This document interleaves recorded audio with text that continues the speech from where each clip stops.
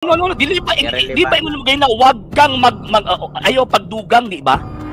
Kaya para dili ka magdugang, unsang sita sa Biblia, kapitulo, bersikulo nga ang 1 Corinto 4:6 refer na sa Biblia.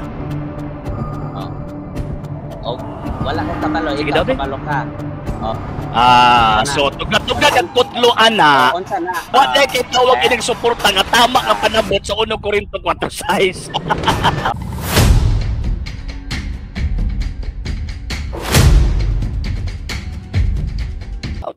Tanawara, tawag anang kanang ingon ana ba, kanang kumong-kumong kana bitong panabot. Pasensya na kay mga sir, mga ma'am ha.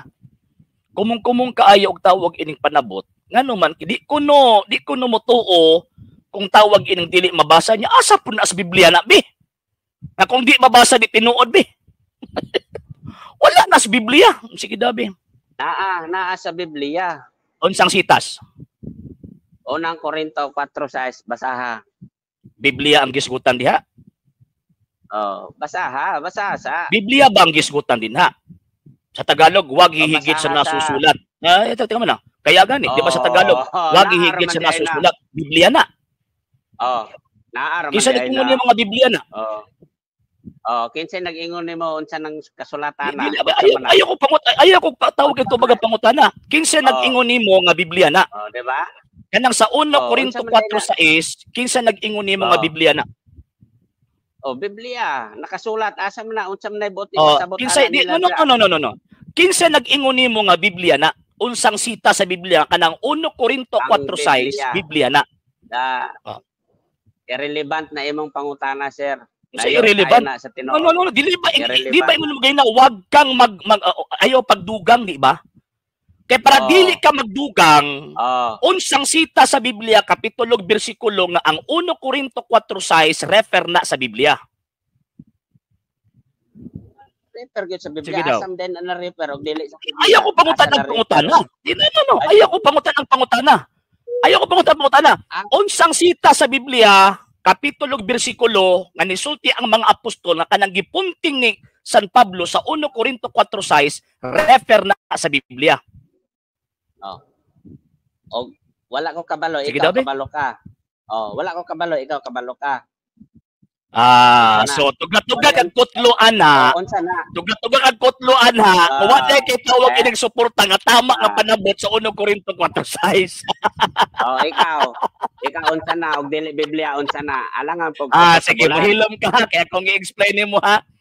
Mohilom ka kaya akong i-explain nimo ni ang 1 Corinto 4:6 wala pay Biblia diha. Ngano man kay kanang 1 Corinto 4:6 at that time paminaw sa i-off sa takahaki para maminaw ka. Kanang 1 Corinto 4:6 wala pay Biblia diha. Ngano man kay kana nga panahon dili pa kumpleto ang mga libro sa Bag-ong Testamento. Kay at that time, magisulat ni San Pablo ang 1 Corinto more or less 50 to 60 AD.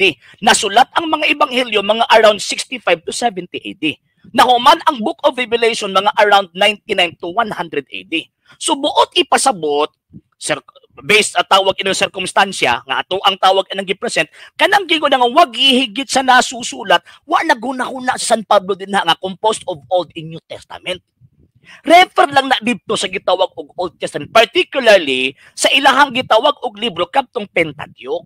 Ngano man kay mao man na ang existido nga libro ana nga panahon dili man Biblia. Wa ba to gipangutana ta ka unsang sita sa Biblia gipamol ng Kristo wa kay mahatag giangkon gani nimo. Karon, ikaduha nga tawag ining punto. Ikaduha nga gitawag og punto, kanang 1 Corinto kapitulo 4 bersikulo 6 wala sa una-una ni San Pablo nga i-appeal ay ang nasulat dinha. Ngano man kay purely literal lang na for the first 300 years. Nahitabo lang na authoritative na ngano man kay gidawat o ginabasa na sa mga Kristiyano for the first 300 years. Mao na after 300, pagtungtong sa pag-compile sa gitawag og Biblia, mao na nga ilan nila nga otoridad ngano man kay gipangkutlo na sa mga fathers for the first 300 years. And ang simbahan Katoliko na ang niingon nga, sige, i-include ta na o tawagon ta ng Biblia. So buti pasabot ang gikutlo nimo nga 1 Corinto 4:6 dili na makaligon sa imong argumento nga kapag di mabasa di tinuod. Wala ay di mo na makutlo kay irrelevant na nga tawag anang ebidensya. Irrelevant na. Okay, kasabot na ka. Sa hindi pa po nakapag-follow sa mga pages po natin, i-follow nyo po yung mga pages po natin. RJ Horolanciano II TV Apolia Punto Argumento page, Kuya Apologist TV page, and RJ's Vlog 2022.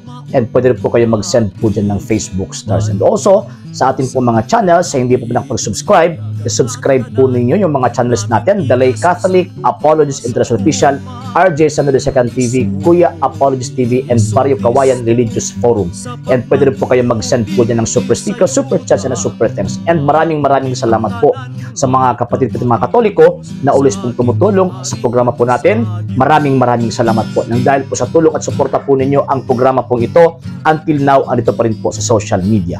And until now din po, nangangailangan pa rin po tayo sa tulong at suporta po ninyo dahil wala po kayong magagawa rito mga sir, mga ma'am, kung wala po yung tulong at suporta po ninyo. Sa gusto pong tumulong, sa gusto pong sumuporta, pwede po ninyong ipadala ang tulong at suporta po ninyo sa pamamagitan po ng ating mga account numbers dyan po sa ating pong screen. And pwede nyo po kaming i-message sa ating pong page kung via remittance po yung papadala po ninyo. Maraming salamat po in advance.